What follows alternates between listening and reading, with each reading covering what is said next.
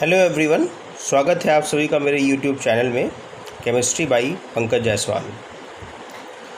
हम लोग चर्चा कर रहे थे पहले भाग में रासायनिक समीकरणों पर आधारित गणनाओं में हम लोगों ने चर्चा किया था थोड़ा सा।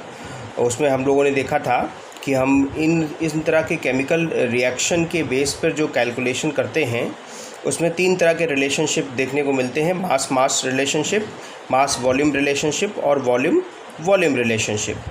तो अब इस पे हमने कुछ कैलकुलेशन भी किए थे, कुछ सवाल भी किए थे। एक क्वेश्चन मैंने आपको करने के लिए भी दिया था, आपके स्क्रीन पे दिख रहा है वो क्वेश्चन।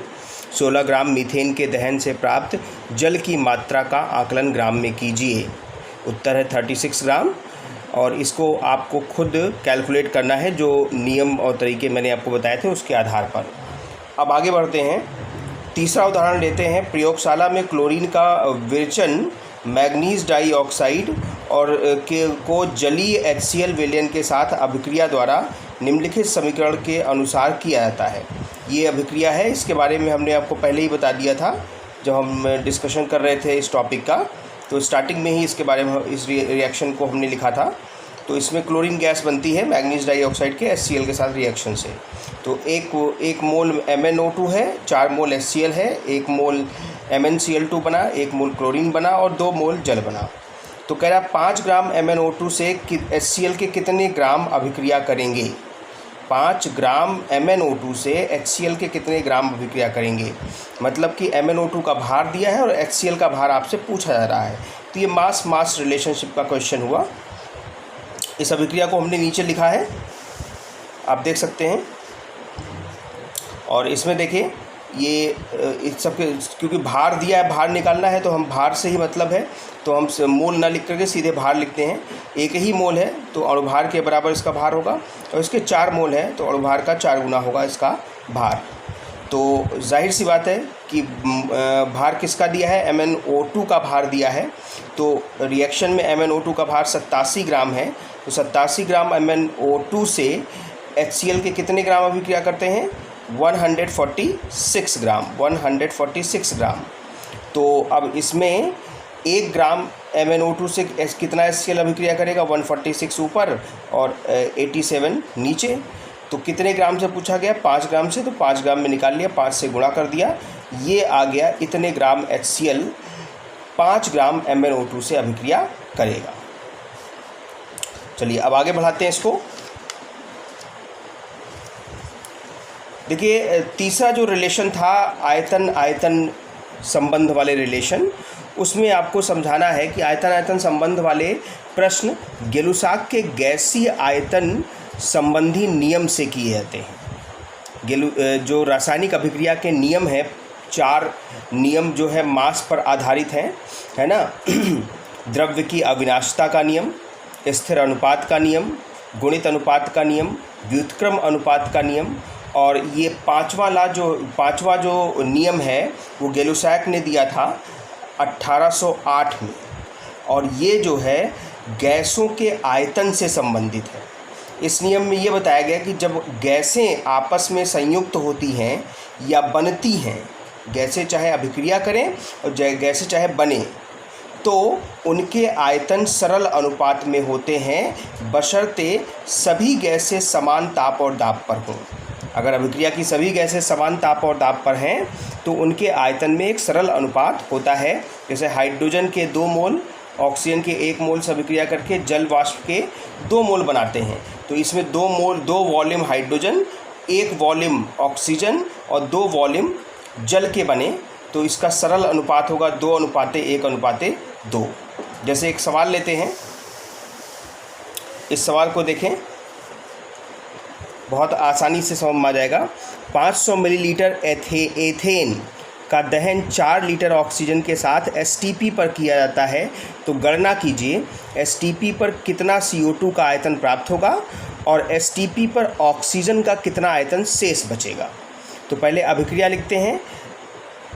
दहन की अभिक्रिया है, हाइड्रोकार्बन के दहन की अभिक्रिया के बारे में एक सामान्य सूत्र मैंने आपको पीछे बता दिया था, CXHY, है ना। तो X की जगह 2 है, Y की जगह 6 है, तो ये हो जाएगा 7/2 ऑक्सीजन और 2 CO2 और 3 जल। तो इसका 1 वॉल्यूम लगा, तो ऑक्सीजन का 7/2 वॉल्यूम लगा, तो CO2 का कितना वॉल्यूम बना, 2 वॉल्यूम बना। तो 1 वॉल्यूम C2H6 से CO2 के 2 वॉल्यूम प्राप्त हो रहे हैं, मतलब जितना C2H6 इस्तेमाल होगा उसका 2 गुना कार्बन डाइऑक्साइड आपको मिलेगा। तो CO2 कितना इस्तेमाल हो रहा है, 500 मिलीलीटर, तो 500 मिलीलीटर से इसका 2 गुना 1000 मिलीलीटर, मतलब 1 लीटर CO2 आपको अभिक्रिया में प्राप्त होगी। अच्छा, अब 1 वॉल्यूम C2H6 के साथ जो ऑक्सीजन की जो आयतन प्रयुक्त होगा वो होगा 7/2, 7/2 वॉल्यूम। तो 1 वॉल्यूम के साथ प्रयुक्त हुआ 7/2 वॉल्यूम, तो 500 मिलीलीटर के साथ 7/2 × 500, 1750 मिलीलीटर ऑक्सीजन का इस्तेमाल होगा। तो कितना ऑक्सीजन शेष बच जाएगा, 1750 मिलीलीटर का मतलब 1.75 लीटर। तो 4 लीटर लिया था, 1.75 लीटर यूज़ हो गया, तो 2.25 लीटर अभिक्रिया में शेष बच जाएगा। आगे बढ़ाते हैं इसको।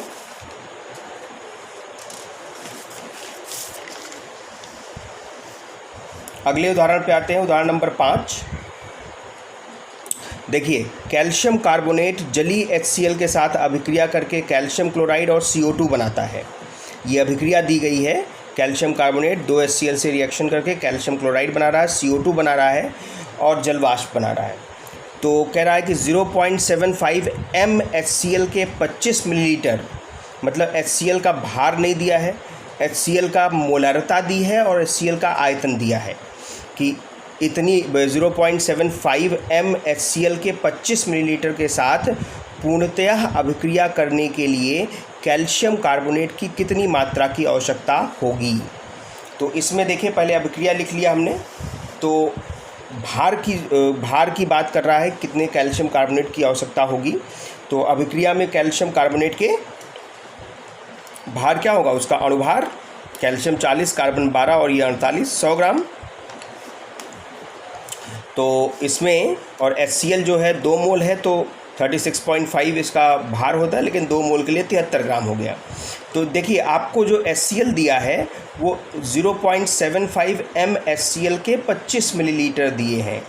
तो मोलरता पता है, आयतन पता है, तो HCl का भार निकाल लेते हैं मोलरता सूत्र से। मोलरता क्या होगा, HCl का भार बटे अणुभार गुणे विलयन का आयतन लीटर में। तो मोलरता दिया है 0.75, भार हमने मान लिया x, अणुभार HCl का 36.5 और आयतन 25 मिलीलीटर दिया है, तो 25/1000 ऊपर चला जाएगा। इसको हमने सॉल्व किया, x की वैल्यू आई 0.684 ग्राम HCl। तो इतने ग्राम HCl का यहाँ पे यूज़ हो रहा है अभिक्रिया में। तो अब हमें HCl का भार पता है, तो कैल्शियम कार्बोनेट का भार निकालेंगे। तो HCl का भार रिएक्शन में कितना यूज़ हो रहा है, 73 ग्राम। तो 73 ग्राम HCl किससे रिएक्शन कर रहा है, 100 ग्राम कैल्शियम कार्बोनेट से, 100 ग्राम। तो 1 ग्राम HCl कितने से रिएक्शन करेगा, 100/73। तो HCl का भार कितना है, 0.684 ग्राम से 0.684 से गुणा कर देंगे, मल्टीप्लाई कर देंगे, 0.94 ग्राम कैल्शियम कार्बोनेट प्राप्त हो जाएगा।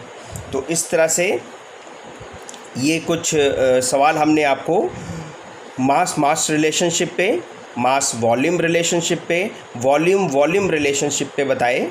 और इसमें हमने आपको आखिरी प्रश्न में ये भी बताया कि मोलरता दी हो, नॉर्मलता दी हो, मोललता दी हो, कोई भी कंसंट्रेशन का टर्म दिया हो, तो कैलकुलेशन आपको अपने बेसिक फॉर्म में उसको ले आके करना है। मतलब कि उसको मास रिलेशनशिप का या मास वॉल्यूम रिलेशनशिप का या वॉल्यूम रिलेशनशिप का क्वेश्चन बनाना है आपको। उसको उस तरह से सॉल्व करेंगे कि ये या तो मास आ जाए, या तो वॉल्यूम आ जाए, या तो मास वॉल्यूम दोनों आ जाएं। तो इस तरह से हम इसको बना करके अपने बेसिक नियम से ही इसको लगाएंगे। और इन सवालों को लगाने का जो सबसे इम्पॉर्टेंट मैथमेटिकल फॉर्मूला है वो है यूनिटरी मेथड, यानी कि यूनिटरी मेथड का इस्तेमाल हम लोग करते हैं। यही गणितीय तरीका है, इससे बहुत आसानी से हम लोग कैलकुलेशन कर पाते हैं। तो इसको बहुत ध्यान से समझिएगा, है ना। इस वीडियो को कई बार आप ऊपर नीचे करके देखिए, बार बार चला के देखिए, बार बार समझिए, इस पे कुछ क्वेश्चन एनसीईआरटी में है, एनसीईआरटी क्वेश्चन आप सॉल्व करिए। अगर आपके पास एनसीईआरटी बुक नहीं है तो मैं उसका जो है एक फ़ोटो खींच करके ग्रुप में डाल दूंगा, जिससे आपको क्वेश्चन करने में थोड़ा सा आसानी हो। धन्यवाद, थैंक यू।